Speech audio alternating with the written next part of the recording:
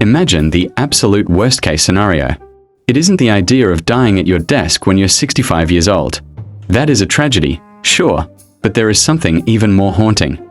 Imagine retiring at 40, feeling like an absolute genius, and then running out of every single cent by the time you hit 75. Picture yourself being too old to go back to work, your professional skills having completely atrophied over decades of leisure, staring at a bank balance that just hit zero, because you followed a rule of thumb that was written 30 years ago. In a completely different economic reality, there is a terrifying, quiet crisis happening right now in the financial independence community. Millions of people are blindly chasing a specific number, convinced that once they hit that magic threshold, they are safe forever. They hand in their resignation letters, they pop the champagne, and they walk away into the sunset. But here is the brutal truth that nobody wants to talk about. The math that promised them freedom has a built-in failure rate. And if you happen to fall into that failure rate, you don't just lose your lifestyle, you lose your dignity. The difference between running out of money and having infinite wealth isn't just luck.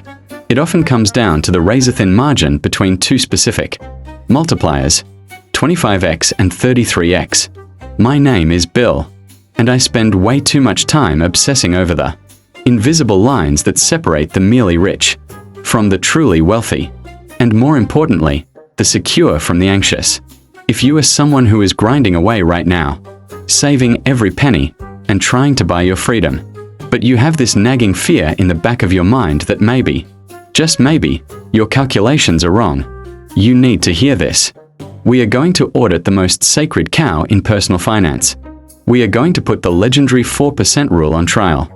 In the economic reality of early 2026, relying on a standard set decades ago might be the biggest trap you ever walk into. This isn't just about spreadsheets and formulas. It's about making sure you never have to be the one greeting customers at a big box retail store when you're 80 years old, because your freedom fund evaporated. The thing about the 25x rule is that it is incredibly seductive, because it feels achievable. Based on the famous Trinity study, the premise is simple. Take your annual spending, multiply it by 25, and that is your freedom number.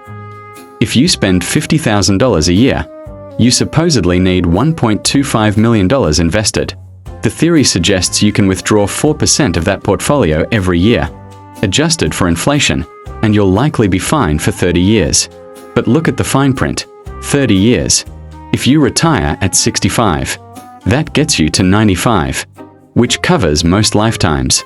But if you're trying to exit the rat race at 35 or 40, you don't need your money to last 30 years, you need it to last 60. This is where the 25x rule starts to show its cracks. In a world of inflation spikes and market volatility, relying on a model with a significant chance of leaving you broke is like playing Russian roulette with your entire future. We need to look deeper at why this safe number might be anything but safe for the modern retiree. To truly find security, we have to weigh the cost of our time against the price of our peace of mind. If you've ever felt like the goalposts are moving, it's because the game has changed, and the old rules might be leading you off a cliff. Let's look at what happens when the math of the past meets the reality of the future. When we talk about the jump from 25x to 33x, we aren't just talking about a little bit more cushion. We are talking about a fundamental shift in your withdrawal rate from 4% down to 3%. Mathematically, that extra 8x multiplier is a massive hurdle. Let's look at our previous example. A person spending $50,000 a year under the traditional 25x rule. They need $1.25 million. But to hit the 33x mark, they need $1.65 million. That $400,000 gap is a fortune for most people.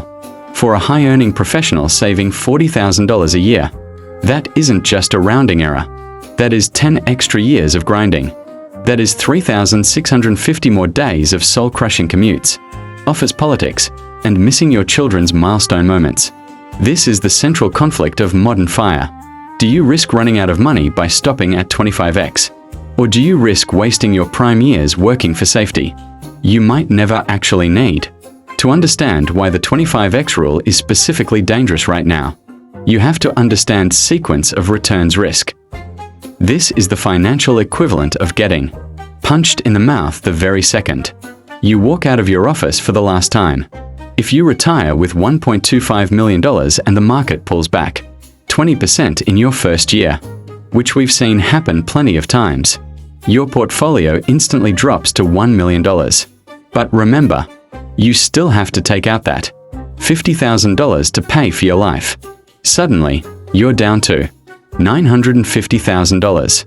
You are now cannibalizing your principal while the market is down. Even if the market roars back the following year, you have significantly less capital working for you to capture that recovery. You've dug a hole so deep that the math of compounding starts working against you. The 25x rule assumes average returns over a long period. But nobody lives an average life.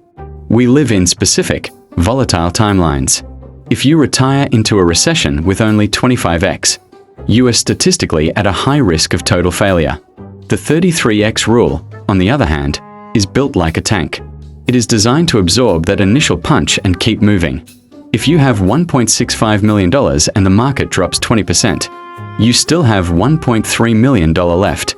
You are still comfortably above that critical survival line. 33x isn't about buying a more expensive lifestyle or upgraded cars. It's about buying sequence of returns insurance. It ensures that even if you retire into the worst economic decade in history, your portfolio is large enough to survive the storm, without you having to go back to a job you hate. However, there is a massive psychological cost to this level of safety that many financial gurus tend to ignore.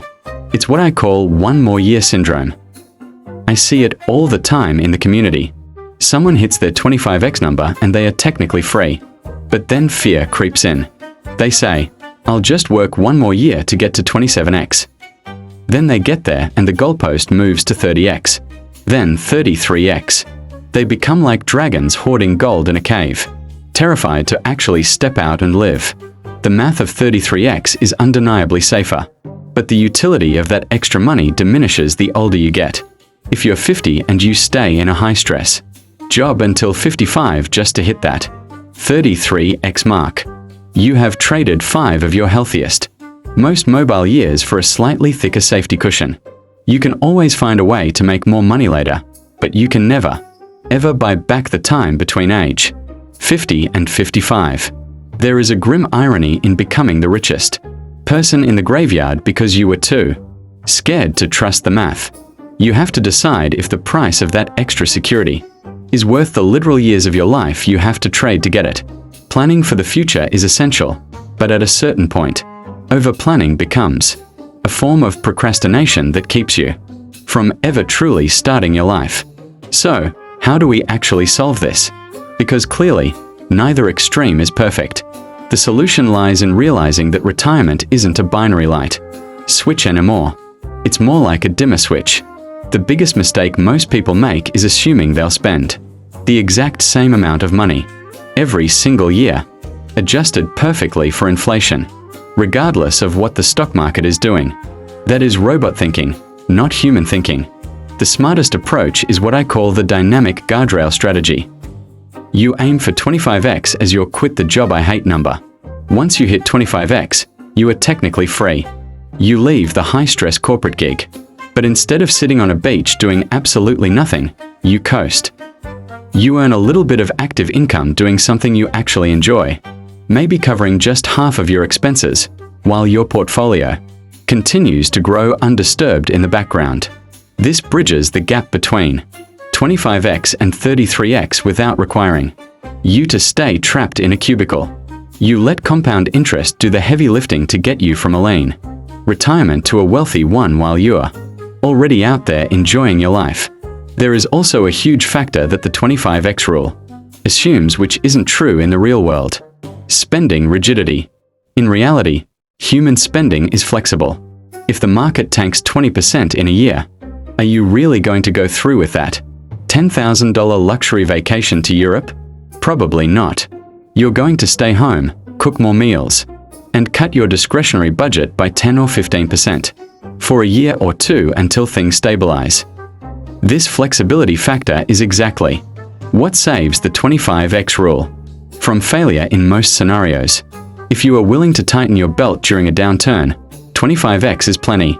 If you want to be completely inflexible, if you want to spend like a king regardless of whether the global economy is burning down, then you absolutely need 33x. You are essentially paying for the luxury of never having to look at a budget again. The 33x number is the price of rigidity. The 25x number is the reward for being adaptable. We also have to consider a hidden variable that has surfaced aggressively in the current economic climate: the rising cost of healthcare and longevity. People are living longer than ever, but they are often living longer with chronic conditions that require expensive care. The 25x rule frequently underestimates the explosion in costs that can happen in the final 5 years of life. Assisted living and specialized medical care are the ultimate wealth destroyers. Proponents of the 33x rule argue that the extra buffer isn't for your lifestyle today. It's for your nursing home in 40 years. And they have a valid point. If you retire with the bare minimum, you are essentially betting on your own perfect health until the very end. That is a risky bet to place. 33x allows you to self-insure against the unknowns of the human body. It is often the difference between a state-run facility and a private room with a view.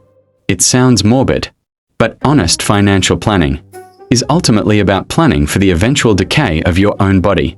In the end, the battle between 25x and 33x comes down to your personality type. Are you an optimizer or are you a pessimist?